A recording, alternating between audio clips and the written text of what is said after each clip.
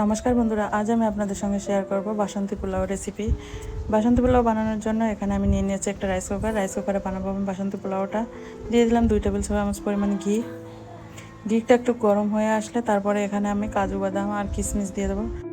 কাজু বাদাম আর কিশমিশটা একটু ভাজা ভাজা লাল লাল হয়ে আসলে তারপরে আমি দিয়ে দেবো এখানে ধুয়ে রাখা গোবিন্দভোগ চাল। তারপর চালটা আমি ধুয়ে জল ঝরিয়ে শুকনো করে রেখেছিলাম, ওই চালটা দিয়ে দেবো। দিয়ে ভালো করে নাড়াচাড়া করে তারপরে দিয়ে দেব পরিমাণ মতো লবণ, হলুদ আর দেব 1/4 কাপ পরিমাণ চিনি।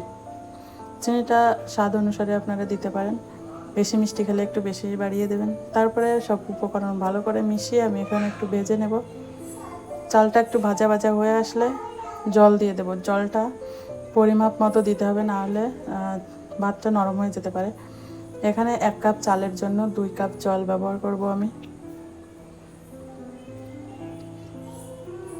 জলটা দিয়ে আবারও চালগুলো জলের সঙ্গে ভালো করে মিশিয়ে তারপর ঢাকা দিয়ে দেব।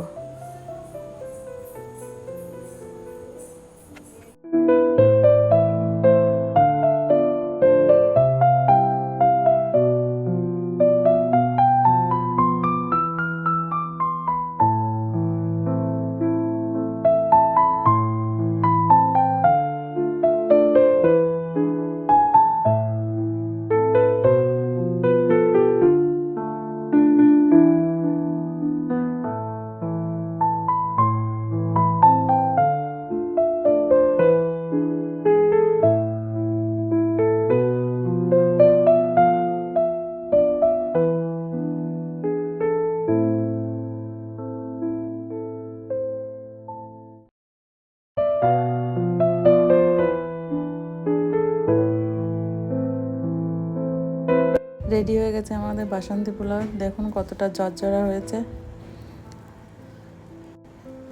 ভিডিওটা যদি আপনাদের ভালো লাগে তাহলে বন্ধুদের সঙ্গে শেয়ার করবে, আর আমার চ্যানেলটি যদি আপনারা সাবস্ক্রাইব করে না থাকেন তাহলে অবশ্যই সাবস্ক্রাইব করে থাকবেন। ভালো থাকবেন, সুস্থ থাকবেন। দেখা হবে নেক্সট অন্য কোনো ভিডিওতে।